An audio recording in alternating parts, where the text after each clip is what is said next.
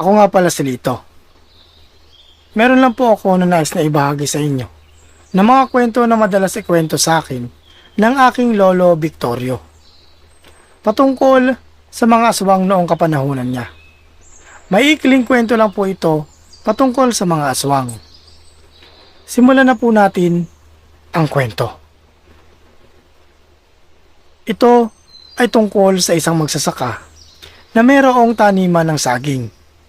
Siya si Mang Domingo. Isang araw, nang dumating siya sa kanyang sagingan, napansin niya na may mga saging na nawawala. Mga bunga at maging ang mga puno ng saging ay nawawala. Walang niya talagang magnakaw na yan. Pati puno, dinali. May balak pa yatang magtayo ng sariling sagingan. Wika daw ni Mang Domingo habang nagkakamot pa ng ulo. Hindi na siya nagdalawang isip. Naisipin na baka magnanakaw ang kumuha ng kanyang saging. Ngunit, kakaunti lang ang nalalabi sa mga puno. Halos ugat lang ang natitira. Naging mas maingat siya at binantayan niya ang kanyang mga pananim.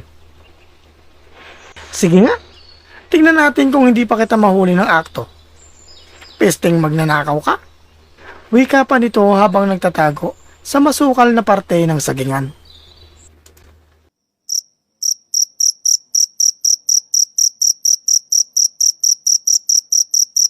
Sa kabila ng kanyang pag-iingat, isang gabi ay nakita niya ang isang nilalang na kumakain ng kanyang saging o kumakain sa kanyang sagingan.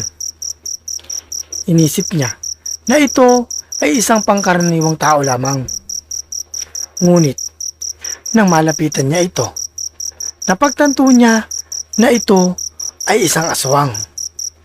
At hindi pala saging ang kinakain nito, kundi patay na hayop. Dahil sa takot, hindi na niya nagawang tumakbo papalayo. At napakatagal niyang nagtago sa kanyang pinagtataguan. Hanggang sa umalis na lang ang nasabing nilalang. Mula noon, nagbantay na siya sa kanyang sagingan. Gumawa siya ng mga patibong para sa aswang at naglagay ng mga barya sa mga saging. Uy, 150. Wagi. Sige na.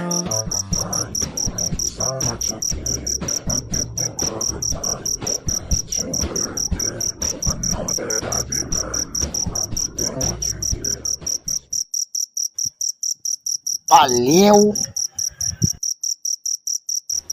Upang malaman niya kung mayroong nagnanakaw pa dito, lalo na ang mga aswang. Kasi ayon sa mga matatanda na pag may barya daw ang isang bagay o tao, hindi ito mabubuhat ng mga ganitong nilalang. At nang maganap na naman ang pagkawala ng mga saging, nag-alala siya na baka nagtagumpay na naman ang aswang na makakuha pa ng mga saging. Sa mga di po nakakaalam, ang saging po, lalo na ang katawan nito, ay ginagamit ng mga aswang na pamalit sa bangkay o sa may sakit na balak nitong kuhain. Pinapalitan nila ito ng puno ng saging at pinagmumukhang kawangis ng tao upang hindi maghinala ang mga kamag-anak nito na wala na ang kamag-anak nila na patay o may sakit. Isang gabi, naglalakad siya sa kanyang sagingan at nakita niya ang isang babae na nakaupo sa ilalim ng puno ng saging. Inisip niya na ito ay isang biktima ng aswang. Ngunit, nang lumapit siya sa babae, napansin niya na ito ay isa ring aswang.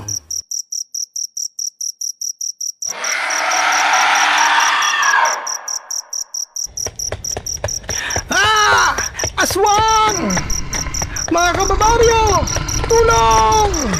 May aswang! Sa takot, tumakbo siya papalayo at nagsumbong sa mga taga-baryo. Upang makatulong sa kanya, nasugpuin ng mga aswang na nananalasa sa kanilang baryo. nagkasundo ang mga taga-baryo na mag-organisa ng hakbang upang sugpuin ang aswang.